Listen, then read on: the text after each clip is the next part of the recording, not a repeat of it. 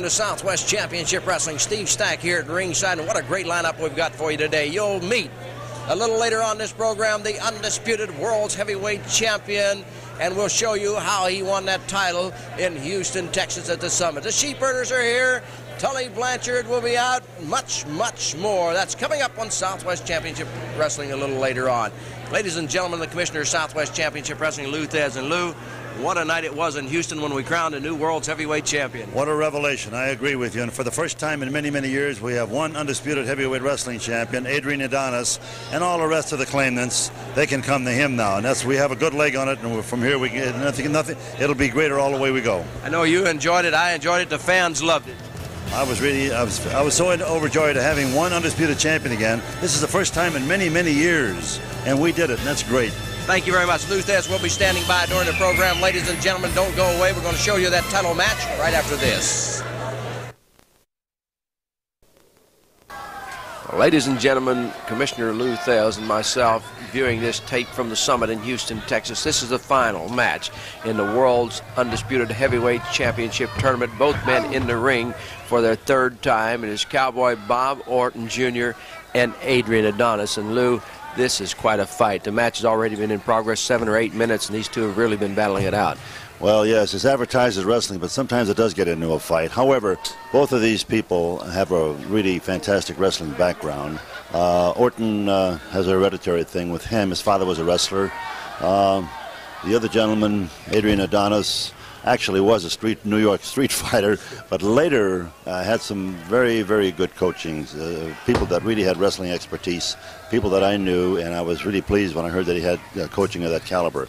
So that's where it is. It ended up with the wrestlers in the ring, and that figures, of course. One thing we want to bring out here as we watch this match is in an earlier match, Adrian Adonis partially separated his shoulder. So he is really going at it a little handicapped here.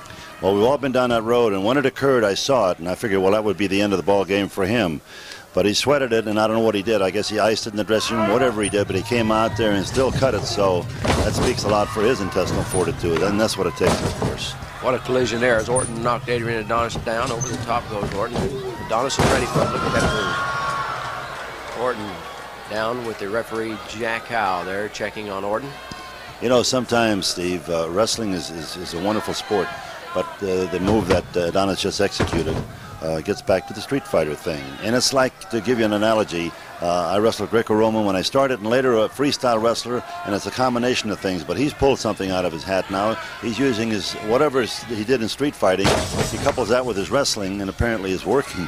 It works for him. Win any way you can is what Adrian Adonis is thinking right here. Here he comes off the ropes. Ooh, and Orton got the knees up right into the midsection of Adrian Adonis as he flew through the air. You know, a lot of people figure that wrestlers maybe are these, those, them fellas, you know, that maybe they didn't even have a mother, you know. But I spoke with Adrian Adonis maybe several months ago, the first time I really met him, and I was really pleased to see that he had some mental agility. And the fella can really think on his feet, and that's what it is. Sometimes fellas will go ahead and they're good wrestlers, but they get in there, and when the heat gets on and during the excitement, they forget what they've learned. Apparently, he doesn't do that. He remembers.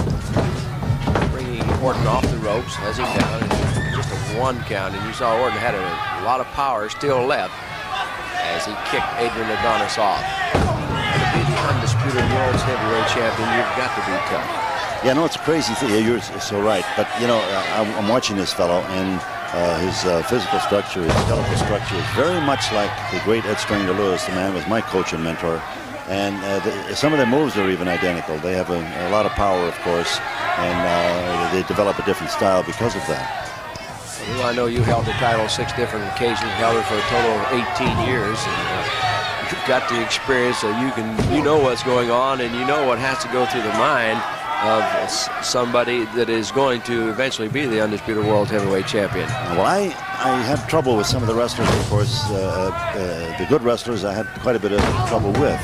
But the fellows that were built like this Adrian Adonis is, or Ed Stringer Lewis, Adonis is bleeding now, he got his head cut. But nevertheless, these are the fellows that were really hard to handle. So you saw the wound open up the head of Adrian Adonis. He was slammed into that ring post. 2 count. Orton thought he might have had him right there. I don't know if Adonis is has a cartilage or a scar tissue, I should say, above his eyebrow. Because like some fighters, they get cut so easily, and sometimes the fights will have to be stopped because of it. And if that occurs, he may have a problem in the future. I don't know. Some of them just bleed so easily. You saw Adrian Adonis thinking again. It looked like he may have been pinned just seconds ago. He gets up and he turns things around. And now it is Orton who's going to be on the defense. What a big chop there from Adrian Adonis. Yeah, when you see it coming in, he has a heavy hand, you know. So does Orton. Yes, he does. Yes. Well, when you get two fellas like this, anything can happen because they're both on and the adrenaline flows and, you know, they just turn on and go. Across that top rope, the toe of Adrian Adonis is laying down next to the apron. Orton reaches down and grabs him. We had tremendous coverage for this match, worldwide coverage. Yes, I know. I recently returned from Japan, and everyone was asking me, anyone connected with wrestling, magazines, various promoters and so forth, were asking me, what's happening with Southwest Championship Wrestling?